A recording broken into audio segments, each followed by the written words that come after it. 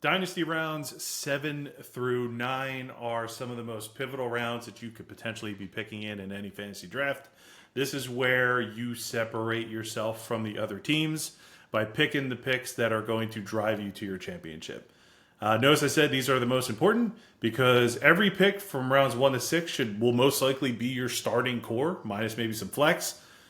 We are now establishing those picks that you're hoping will give you upside that they could potentially move into the starting lineup and set you up for success as the season goes on. So we're looking at the beginning of round 7. We left off with Xavier Worthy being the last pick in round 6. And if we look at Team 1, they're still sitting in a state of only having one quarterback, and we are now in round 7. So the priority for them is going to be locking up a quarterback that is young and that can then help them lead them moving forward. So let's switch to QB. And you can see that the tiers of QB have already fallen off pretty heavily. We just got done having this conversation here. One thing you guys have to understand is that once you hit a certain point in quarterbacks, like the average points that they put forth in a PPR are all pretty similar to each other. Sans, in this case, we'd leave out probably Bryce Young. Bryce Young had a really bad year last year. I'm expecting him to have a better year this year, but he is not someone I would be targeting right now at this point. Who I'd be grabbing for him is going to be Kirk Cousins. We're getting him in the 7th round. He's our second quarterback. He's going to lock in and cover our super flex position. And we know Kirk Cousins is definitely going to be one of those drivers moving forward for that team because he's just going to put up points because he's got a good team around him. Yeah, no, and the Cousins pick is pretty interesting. The Falcons have made a couple all-in moves the past couple of days with Justin Simmons and Matthew Judon. So I'm not worried about Penix coming in and taking that job this year. I don't think they'd be making those moves if they didn't think Kirk would be at the helm and kind of leading the team. So he's a pretty big fantasy monster every year, at least a consistent floor. You're going to get that 15, 18 points a game every week with him. So, yeah, you can't really argue with that pick there. I still don't understand why the Redskins let him go so many years ago. Well, they're the Redskins. Well, Commanders. They're the worst run team football team. NFL. So maybe them and the Panthers. I'm sorry, guys. Yeah, and this next pick here, another pick Kyle and I argued about off screen a lot. I think this is where I'm going to take Rome Odunze. After kind of looking back at some of the opening rounds that we did here, I was really unsure of where Odunze should go. His ADP has him going in the 4th round, early 4th of most drafts. I think that's way too early. Kyle thinks that's way too early. I think the argument for Odunze can maybe start after Pickens. Kyle has opposing thoughts. He's weird. He's one of those players. He was drafted as a top 9 draft pick. He's going to be attached to Caleb Williams for a long time. But he's currently going in as the wide receiver 3. He'll be behind DJ Moore and Keenan Allen to start the year. Keenan Allen is very old, though. Every year I keep thinking Allen's going to fall off the cliff just because of his age. He didn't last year. It burned me a couple times by not taking him. I think this might be the final good year of Allen. So if you're taking Odunze, it's a patience thing, but he could be an absolute fantasy stud that doubles in value if you take him, this late in your draft here. Yeah, we got into a pretty immense debate. You're effectively taking a bench player in round 7. And that's what makes this tough, but this is also why, it's your team. You're designing it as you see fit when you are drafting.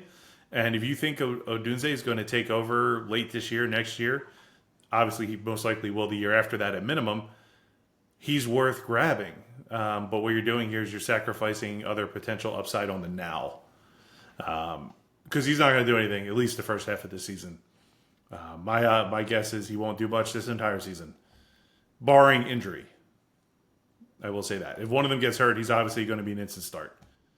Okay, looking into the next team, we can see that they got their wide receiver core set up, their running back core set up, and their tight end is established. These are going to be another team that I got a ticking going on, Sam. You have a what going on? It's ticking. There we go. Yeah, no, I'm muted. It's rubbing on your end. If we stare at this right now, we're going to be looking at quarterback 100% for this team as well. because it's just what they need to mostly finalize their starting core, and then they can start moving into some depth positions as we move forward. So, looking at Team 3 and the quarterbacks that are available right now, we're going to look at what performed last year and who we think has potential upside this year. So, what we're going to do is we're going to actually snag Baker. I like Baker Mayfield here. He had a nice resurgence last year, and the coaching that's there has been moving on all cylinders, and he's still got his boys Mike Evans and Chris Godwin on that offense, and Rashad White coming out of the backfield to catch some short passes for him. I expect Baker to just repeat what he did last year. Getting him in the 7th round is a very, very good spot. Yeah, no, he obviously had a huge year, and kind of similar. Dave Canales is the guy who brought back his career a lot. Yep. He also was the same coach who brought back Geno Smith. So there's a pretty good established trend of Dave Canales doing wonders for QBs, which I think same scenario for this next pick. We have Team 4. Again, they have a very good wide receiver core. They have a pretty decent running back room. They have an elite tight end. I think here I'm going to take Bryce Young. He had a horrific rookie season, but he was the 101 pick just 2 years ago. Yep. They brought in weapons with Deontay Johnson. They drafted Xavier Legette. Jonathan Mingo apparently looks good in camp. I think he has enough around him to maybe look a bit better this year. And just given the history of Dave Canales coming in and rejuvenating QBs, I'm happy to take a pick or take a chance on a young QB here to be that second QB for me. So that's who I'm going with for Team 4. We're going to do a similar approach here. And by the way, you're still beeping every time you pick. I'm muted. I don't hear it on my end at all. Interesting. I'm hearing it here. I think it's just hearing on. Do you have it up on your side? I'm going to check after I decide my pick here.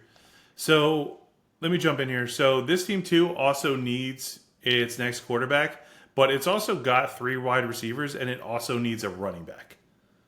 All right, so we're going to go with the pick and look at RB, because there are some decent grabs sitting there right now that you could take advantage of in round 7.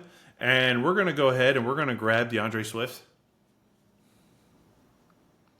DeAndre Swift is a solid mid-round pickup. There's a reason he's not going super early, but he's got pretty good upside on that Bears team. If he does what he did for the Eagles last year, he'll be a solid late-round pick for any team that can get him this late.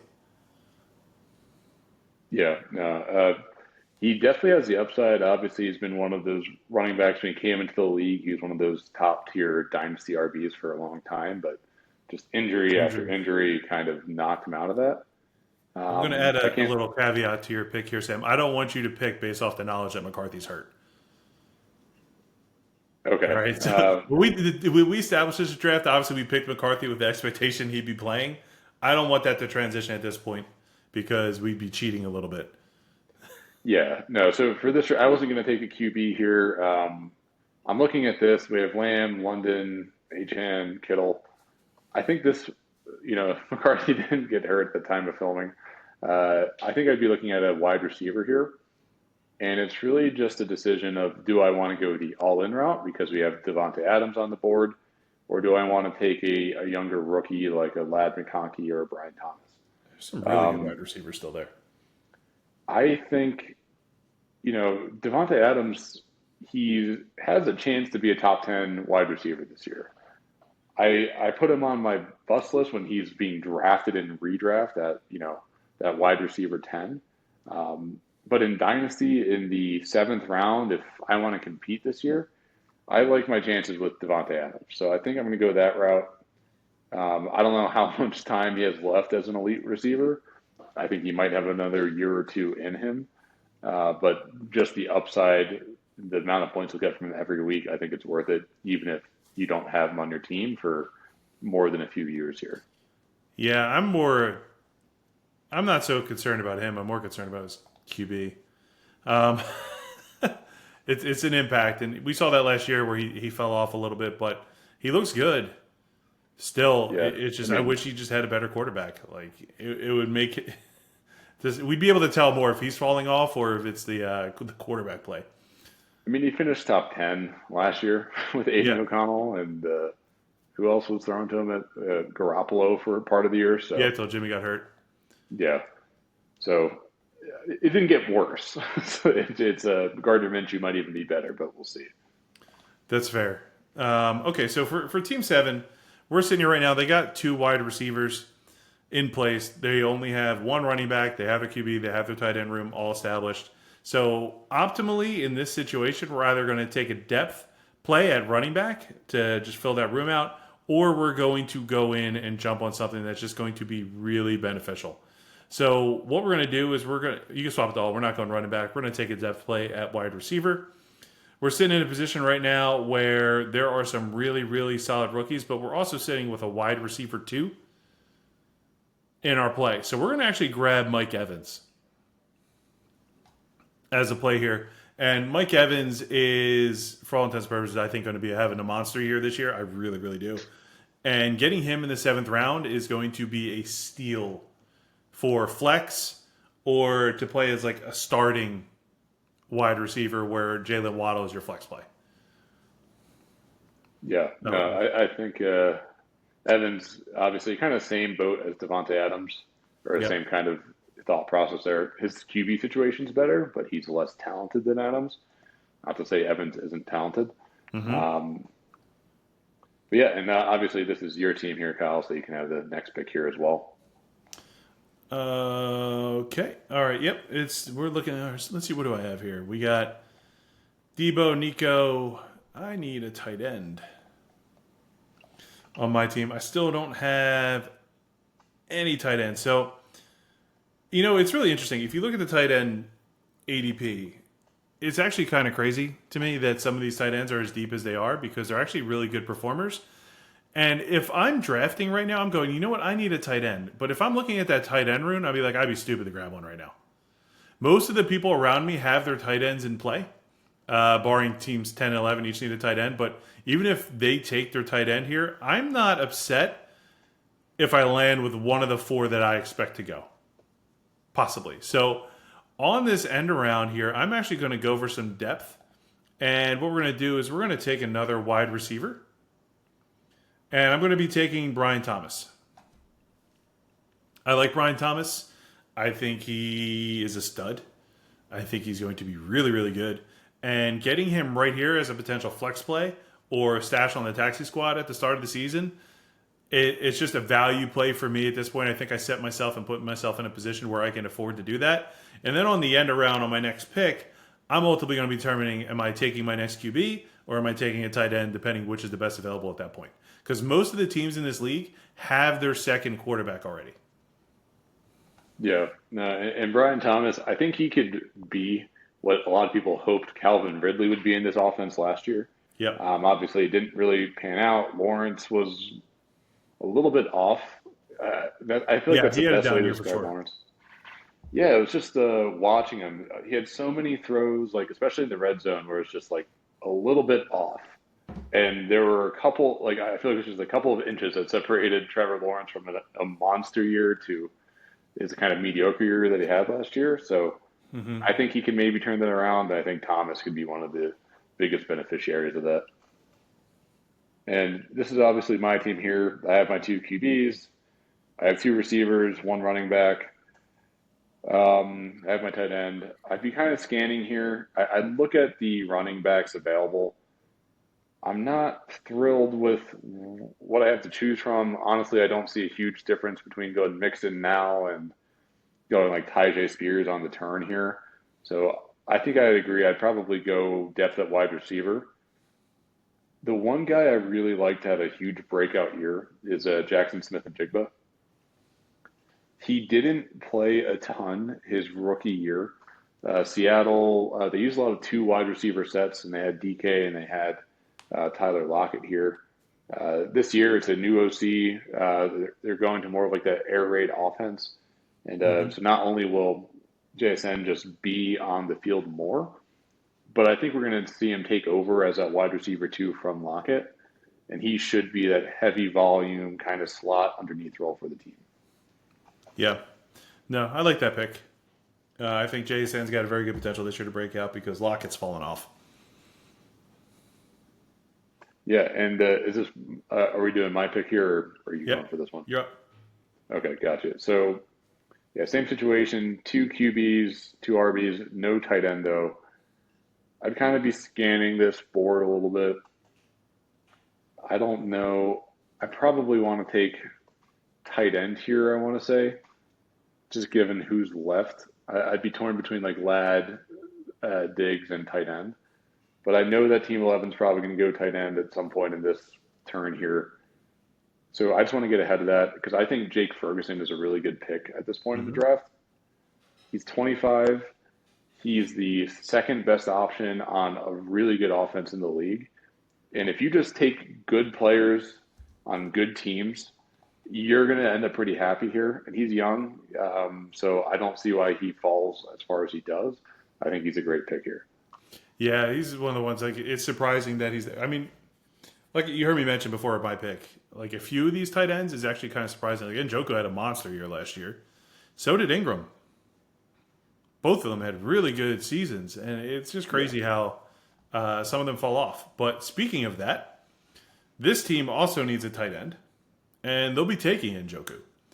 At this point, that would establish their core, and the odds of Njoku, Ingram, Kmet, or Goddard being there at their next pick are very slim. Yeah. No, I think Njoku and Ferguson are the two tight ends. You can kind of flip them around. With Njoku, I just worry that, Watson isn't what he used to be, and maybe Njoku kind of regresses a little bit, especially with how hot he was at the end of last year. I know he won a lot of people some fantasy championships with that kind of run there. Um, but for the last pick of the seventh round, we're looking at a team have two QBs, they have a decent running back core, they have Laporta, but obviously they're weakest at wide receiver here. Mm-hmm. They have Pittman. Again, we're looking at some options here. Like, do we go all in this year? Do we take the guy Diggs, or do we take the guy who I think can have some decent production this year and has a long term future in the league? I tend to lean a little bit towards the youth side in this, unless it's a really elite upside, which I'm not convinced Diggs has this year, especially with Collins and Tank Dell being in Houston too. Mm-hmm. So for that reason, I'm going to go Ladd McConkey here, and knowing I have a second pick here that helps, but I'll pass it off to to Kyle. Yeah, I'm in the same process. I'd be doing the same thing. I'd be taking two wide receivers back to back. McConkey is maybe wide receiver two on the Chargers. That's what I'm suspecting at this point. He's going to be sitting behind probably Josh Palmer is my guess. If I look at the Chargers wide receivers, Palmer is definitely the wide receiver one right now. Um, he performed decently last year, so I'm expecting him to fill that role. Now he's wide receiver one. He's going to have pretty good upside too. Looking at the wide receivers remaining, things get a little iffy. Like you mentioned about Diggs, jury's out how he's going to fit into that offense. I don't know what he's going to look like. I don't know if he's going to be wide receiver two or wide receiver three. I'm guessing he's going to be wide receiver two just because he's Diggs. And Nico Collins is going to be wide receiver one, and Dell will probably be the third role there. Rashee Rice, I like Rashee Rice. If I am Team 12, he is probably who I'm taking here. So Rashee Rice has immense upside. The dude was an absolute monster last year. And the only reason he's sliding in these drafts is because people are potentially expecting him to be suspended. And no signs are pointing to him being suspended this year as of today. So getting Rashee Rice in the 8th round is a steal because odds are he's actually wide receiver one on the Chiefs. Yeah, no, I mean Rice is looking at felony charges though, so just because the court system hasn't quite progressed as fast as the fantasy season has come up on us, I'm still iffy on Rice. I'm just kind of passing on him. I'll let someone else take him. Um, in terms of the kind of production he could put up, with how well he produced as a rookie in one of those top offenses, I get it. I feel like there's a big dark storm cloud looming over him, so I kind of lean away. Uh, that said, it's another guy here, Team 11. I'm passing on Diggs again. Uh, again, I'm just, he probably goes in the next few picks here, but if it's my team, he's just not the guy I want added on. Like, I know he causes issues in the locker room. He's, going to be in a competitive wide receiver room. I could just see this going south for him pretty quick, so I'll let someone else take him. But at this point in the draft here, too, with Team 11, we pretty much are just taking best available. And I think Jayden Reed is a really good pick here. They do need a running back still.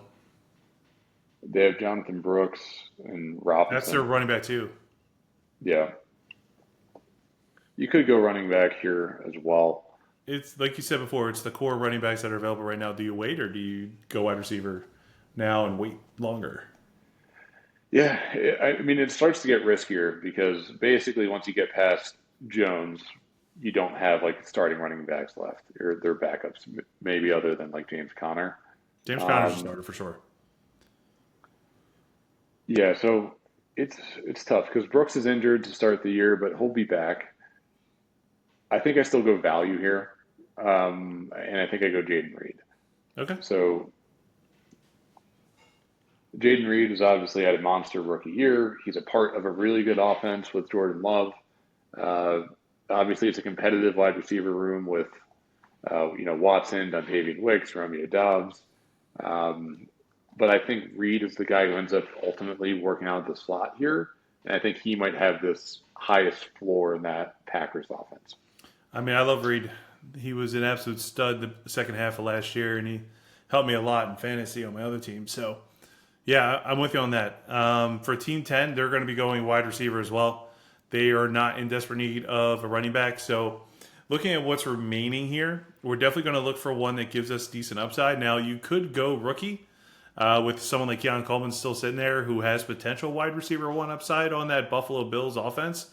But the way I'm seeing this and the way this team is stacked currently, I'd probably look for a wide receiver who I know is going to perform this year. And I'm going to go ahead and I'm going to grab Cooper Kupp. He's healthy. Everything points to him being back to the way he was, barring the fact that he's a little bit older now, which is really what you guys start being concerned about with Cooper Kupp. But that's okay in this state. If I can get 80% of what Cooper Kupp was, I'm going to be sitting really good. Yeah, no, I think Kupp's good value here. I think he's in for a much better year. He obviously was dealing with injuries last year, and it was supposed to be kind of a rebuilding year for the Rams. So I think he'll bounce back a little bit. I still think he's behind Puka, but I think he'll be that 1B in that offense. Now, looking at my team here, I probably need to go running back at this point. So if I kind of look at the list, I think at this stage, Mixon, I just don't know if Mixon's one of those guys I've just kind of faded the past few years, and I've kind of regretted it. He's been good every year for the most part. I know. I think this could be the year. I don't know who takes that job, honestly. This could be the year. A guy who's a little bit younger. He's in a top 10 offense, top 5 offense in the league. I think I'll go David Montgomery here. He was RB11 last year. Yep, and he can be RB 20 on someone else's team. David Montgomery was RB14. Yeah. Look, Mixon's just not one of those guys I'm interested in. Call me crazy. I don't really care. I just have no interest in taking Mixon on most of my teams. Montgomery, though, again, we know Gibbs kind of eaten into that role a little bit. Gibbs might have a bit of a hamstring issue coming into the year. And as we've seen with most players, hamstring issues are one of those nagging things that just kind of stick around. And even if Gibbs was fully healthy, he probably remains the majority of the goal line role for a top 5 offense in the league. He's going to put up fantasy points.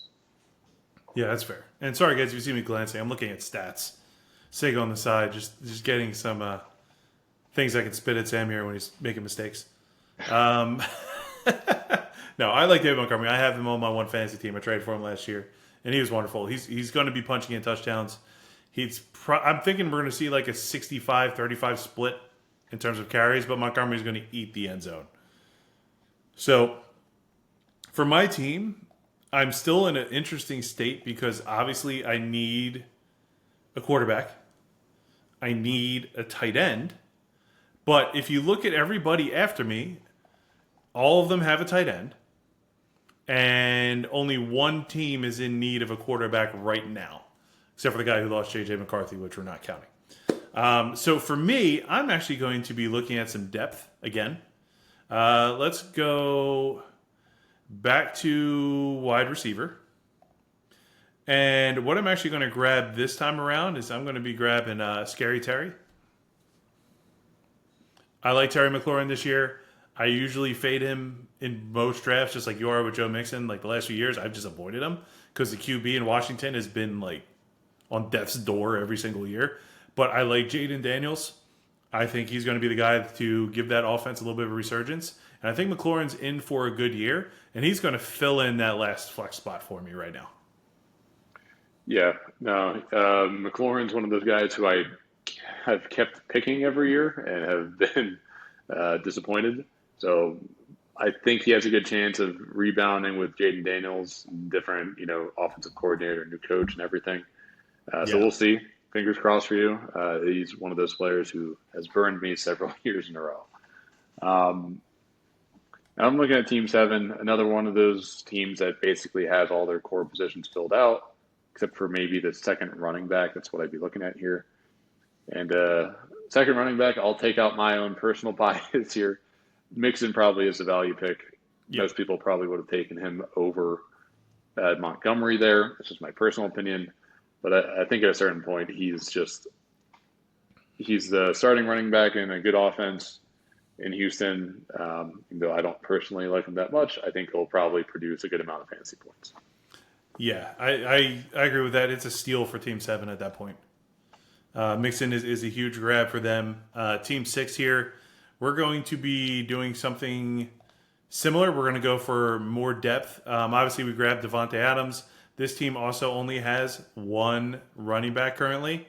So we're not going to be going Trey Benson. I have not liked what I've seen from him. I know it's the preseason. But we're actually going to go and grab our boy Alvin Kamara.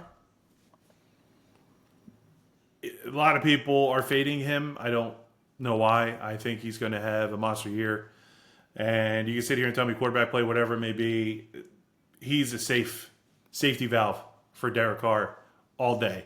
He's going to be a PPR machine like he is every single year, barring injury. And I think he's in for what will be another really good year. I think he's got another 2 years in him before you really start to see him fade, barring injury. No, and I get fading from the age perspective, and Saints aren't that great. But over who is available, that's where I think it makes sense to kind of take Kamara in this range here. Mm-hmm. And for Team 5, I just was kind of looking back here to see who they had. So another team that only has one QB. They're pretty much filled out in most of the other position groups pretty well. I'm looking at the available QBs here. Again, Watson's one of those guys where similar to Mixon, if someone else wants them, they can have them. I'm not taking them. I think the best QB remaining on the board here is Matthew Stafford. Yeah, obviously, he has the weapons. He's going to give you a solid 15 points per game floor, which to take that as your starting super flex spot in round 9, I think round 8 is really good value. Yeah, I agree with that. I think Matt Stafford in round 8 is going to be a grab for anybody who's looking. Team 4, they're going to be playing depth as well. They're filled out nicely. They're looking for flex. So we're going to go to wide receiver, which would be the best position to pick here. And we're going to be looking at depth, and we're going to be taking Diggs. Diggs towards the end of the 8th round is a steal in most scenarios. Even if you get 75% performance of what Diggs has done throughout his career, he's going to be a pretty good grab here, and he's a solid flex fill. Yeah, no, I agree. I think this is where it makes sense. The guys that we took before him, I would most likely take before Diggs in the majority of scenarios, but I think with kind of who we have left, you have to take him here. Yeah, I just expect Team 4 to play this way. And to be candid with you guys, there are other wide receivers here. If it was my team, I'd probably be taking over Diggs. Yeah. We are trying to do it kind of do this mock draft as we think it would actually go to an extent. Take out some of our personal biases and personal strategies. It's hard to do that, obviously. And we're kind of doing this on the fly like most of you guys will be doing your draft. So if I'm Team 3, Diggs just went. I have two Wide receivers, Addison obviously just got booted off. He's going to miss 3 games even if he does come back from injury. So I'm looking at wide receiver if I'm this team. And you could go Coleman here, but if you need immediate production, especially with like Addison having some question marks over him this year, with JJ McCarthy hurt, Addison got booted off, will miss time for the DUI. I think the best pick for production now of these remaining guys, and when we factor in their age, I'm going to take Christian Kirk here. Again, I know we just talked about Brian Thomas. Thomas will be the number one here eventually, but at least for this year, I expect Kirk to be that number one guy. And even if he's number two, he's going to be a heavy volume slot guy. I probably would have taken Cooper. Cooper was a stud last year. Even with Deshaun Watson, he was a stud last year. He's like an enigma to me because like it doesn't matter where he goes, he just performs. All right, let's take a look. This team does not have a second running back, so that's 100% what we're going to look at for them at this stage in the draft. So pull up running backs. If you look at the remaining running backs, you have Trey Benson, who's a rookie, Zamir White, who is, all intents and purposes, looks like he's going to be a decent starter. And what you want to look at here is like, look at that ADP. Most of these upcoming running backs, their ADP is sitting over in like round 11. All right, but the issue is at this stage, some of them are going to start going because people are going to want to fill in depth on their team, and it's going to really fall off. So if I am this team and I'm thinking from my perspective, I'm taking James Conner. Interesting. James Conner is sitting down in round 13. He was RB 12 last year. And he wins people's leagues, as you heard us talk about earlier. It blows my mind that his ADP is as low as it is. It makes zero sense. Zero. No, I love the pick. I'm only just a little bit sad because I was hoping that in our real draft he might last a little bit longer than this, but I guess not. In our real draft, he might. He might. If it's me, he wouldn't at this stage. If I was that team, and I'm looking at those other running backs, it's going to be James Conner. He's the most upside out of everyone there. And I like some of those other running backs. I just know Connor's going to give me more performance today than anyone else on that list. Except maybe Aaron Jones. If Aaron Jones is healthy and able to play 100%. Yeah, and obviously Connor and Jones have both had some health issues, but when they play, they put up points. Yep. And if I'm looking at now team one for first pick on the turn here, they also only have one running back. I know what you mean. Like the initial tape on Benson and like preseason and camp has not been great. Yep. He's athletic. He might figure it out eventually, but I think I'd rather take someone who we saw produce at the end of last year. He should be the starter. Again, not a great offense, but I think I'm going to go Zamir White on this pick. Yep. Just because most of the other guys in this range, they're either very old, they're rookies, or they're part of a 50-50 backfield. I think of the guys remaining, Zamir White's the only clear lead back for his team right now. And, continuing with value at this point in this juncture for this team, they're going to take Keon Coleman. Keon Coleman at the end of the beginning of the 9th round, for them is a steal. Even if he's not where he wants to be the beginning of the season, I like him. He's a long-term play, and he's someone you could potentially throw on the taxi squad at the start, but I don't think you're going to. Yeah. Yeah, no, I mean, he could be the number one in the Bills offense. So you got to kind of take there. And kind of the opposite approach here. Looking at this team, we took Odunze 2 rounds earlier. They're pretty set at most positions. I like Amari Cooper for this team a lot. I think it's a good balance of taking some younger guys that might need some time. And while Odunze develops, you can start Cooper pretty confidently in one of those wide receiver flex spots there. Yeah, no, I agree with that. Cooper is a value pick in the 9th round.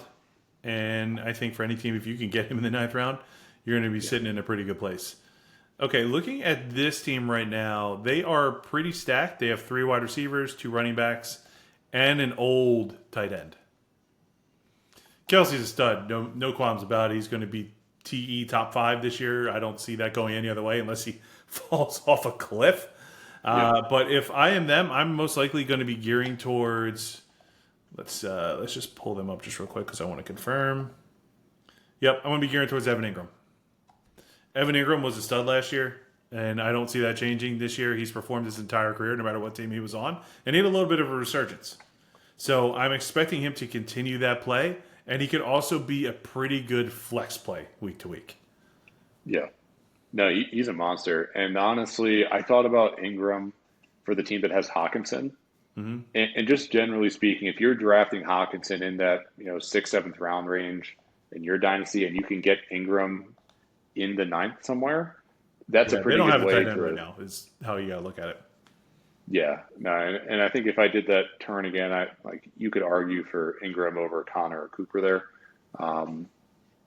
So I like that pick a lot. And Team 4, another situation, basically filled out the starting roster at this point. So we're looking at best available. Yep. I'm still passing on Benson. I think he might be one of those players that falls for us like Odunze did. I like Tyjae Spears at this point. We're not really sure how the running back room in Tennessee is going to look. It's probably a 1A, 1B situation with Spears and Pollard. But I think Spears has the upside to be that top choice. And we saw some production last year, or like at least some highlights when Henry was given some breathers here and there. I like his upside more than Pollard at this stage in his career, so I'm going Spears. Yeah, I like Spears too. As you know, he's one of my sleeper picks that we talked about in another video. I think he just has immense upside this year. I'm looking forward to him. I have him on my one Dynasty team, and I think he's going to rip. I'm looking forward to seeing what he does this year. Team 5 is in a similar position. We're going to be stacking value. The best possible thing that we could do for this team right now is putting ourselves in a position to win. And what we're going to do here is we're actually going to take Mr. Godwin. Chris Godwin back in the slot. I love it. I think he's going to go back to what he was doing before, and he's going to continue to perform because right now I would probably be starting him over Tank Dell. Yeah, no, Godwin I think is going to be one of those players. I like that call. Similar to the Cooper and Odunze stack. If you're taking a risky young wide receiver, guys like Godwin, guys like Cooper are going to be really valuable to grab around later. He meant like Dell, not Godwin. I got you, Sam. Yeah, whatever. But thanks. Been a long day. It's a Friday at 6 o'clock here, if you're wondering. So this team here, I know we said don't draft like J.J. McCarthy just got injured, but I think even if I'm this team and I took J.J. McCarthy, he was a rookie that we weren't sure was going to start this year. It was always the plan to have Darnold kind of come in, be that starter, and McCarthy would eventually take over. So if I was Team 6, regardless of the new injury news that we have with McCarthy, I think I would like to go QB here as well. And again, not my team, so I am happy to take Deshaun Watson for this guy. Not my team. But no, I think at this point Watson makes sense, especially with the situation for the team where if you have McCarthy or May as your QB2, you probably want to have that, QB3 taken a bit earlier than some of these other teams here. No, I don't disagree with that. I don't think it's a bad play in any sense of the word. Team 7 here is going to be looking for more depth, I think, overall. So there are some really, really solid picks that they have sitting out there that you could potentially grab at this stage in the draft, which is what they're going to jump on. So right now, this is where we're actually going to see a team grab Trey Benson. Trey Benson in what would be a really fall of about 20 picks for him at this stage. He's a nice stash grab. We're going to put him on the bench or potentially on the taxi squad and see what happens with his play behind James Conner. Yeah. And back to you, your pick, Kyle. It's my turn again. So for my team, analyzing what I got some depth now. I got Scary Terry. I got Brian Thomas. I got Debo. I am sitting 5 wide receivers deep. and I don't even care. What I'm going to be doing with my next pick is I'm going to be grabbing the next best tight end to me, and I don't think it's Cole Kmet. I'm going to sit biased. I'm going to take my boy Goddard. I love Dallas Goedert. I think he's going to have a very, very nice year this year. And it actually kind of surprises me how much he falls in some of these drafts because he's a good tight end. Yeah, no, I think that's fair. I don't love Kmet either. I think Everett's going to eat into that role, and there's plenty of mouths to feed there. So I'll do these next two here, and as we do these later rounds, we'll probably start to go faster through these picks here. But for me, I took Montgomery as my second RB. I don't think that's a fantastic running back room, so I'm going to go with the last main starter that we have here, which is Aaron Jones. He's old. I'm going to have to go younger running backs in the next few rounds here as well. Yeah. He'll put up points this year, and he'll help me compete, so that's why I like him here. I mean, there's some other starters, but yeah, I agree with you. Like the main guy, though, in that backfield. And there's guys like Warren and stuff like that available. Oh, I guess Brian Harris. Robinson, Zach Moss. Yeah, again, guys where we don't really know. There's going to be a committee to some extent. Yep. They could be the number one. I just like Jones a little bit better there. This team, I think, probably a little light on wide receiver, though. If I'm looking at this, I think I'm comfortable with Pearsall at this stage. I like Pearsall. He's not going to be a huge producer this year, Nah, but Ayuk doesn't get traded. well, Ayuk just signed that 3-year extension with them. Oh, did that come out? I missed that. Yep. So he signed a 3-year extension, but there's still Debo next year. Kittle's getting older. I like the chances of him being the number 2 in this offense next year. I'm not sure how it will pan out, but I think it will. So fingers crossed, and he could be a solid number 2. Yeah, I like Ayuk being there. If he was gone, I like Pearsall's upside more, obviously. But Pearsall, I like in general. I think he's got good potential, but like you said, he's not going to have a ton of playing time this year. So he's definitely a taxi stash. All right, so now we're looking at Team 11, and we're coming down to obviously the end of round 9 here. We're sitting pretty decent across the board. We're going to sit here. We're going to look and grab as much value as we can out of the remaining players. And what that means is we're going to be taking a potential upside wide receiver 1, and we're going to scroll down on the wide receivers, and we are going to go ahead and grab Deontay Johnson. Here's another player for me. Key piece. I'm targeting him on all my teams. Don't take him from me, Sam, in our draft. I like him a lot. I think he's got immense upside. He's going to be wide receiver 1 in Carolina. It blows my mind that he falls this far in drafts. It's like people forgot about him and what he's capable of doing and what he did with horrific QB play. Yeah. No, I think word out of camp is he has a really good connection with Bryce Young, and we saw Bryce Young support blanking on his name, Adam Thielen, as a fantasy relevant wide receiver for a pretty good stretch of weeks there. And if Dave Canales can turn around Bryce Young, if there is a better connection there, Johnson could be a monster, and we saw a little bit of that in Carolina last year already. Mm-hmm. So I do like him. I probably will steal him from you at some point. I got him in the other league. So that made me happy. And he's a wide receiver 1, guys. A wide receiver 1 in round 9. Yeah. And similar logic. Yeah, no, he's good value there, I think. And there's some wide receivers you can kind of take your dart throws here, too. I think it depends on the team. And this team here, they have McConkey, Rashee Rice as 2 of their 3 wide receivers. There's obviously some risk there. I think I go the veteran route here for this and the final pick of the 9th round. And I'm just going to take Calvin Ridley. He's 29 going on 30, so he's getting up there. But with DeAndre Hopkins missing some time, I think Calvin Ridley was already going to be in the mix to be that top option in Tennessee. But now he definitely will to start the season. Levis can throw some bombs, even though he might not be the most accurate QB in the league. I think that mixes well with how Ridley plays, and given the young team scenario here, I think he's a good veteran to mix in. No, I like Calvin Ridley. It would have been a toss up for me between Ridley, Brown, and Keenan Allen at that stage for him. I think all of them are going to have a solid year, but obviously Brown's hurt now, even though we should pretend like we don't know that because it just happened. But that's neither here nor there. Anyway, that wraps up rounds 7 through 9. We hope you guys liked what you see. I'm starting to think, Sam, maybe we should record the actual Dynasty draft that we do next week. Yeah, no, we can do that. I think that'd be a pretty good piece for people to look at and just see that. But when it comes down to it, obviously we're sitting in a pretty good state here. We hope you guys like what you've seen. If you have any feedback, any comments, anything you guys would have done differently, anything you think that we did stupidly, like why the hell did you take James Conner that early?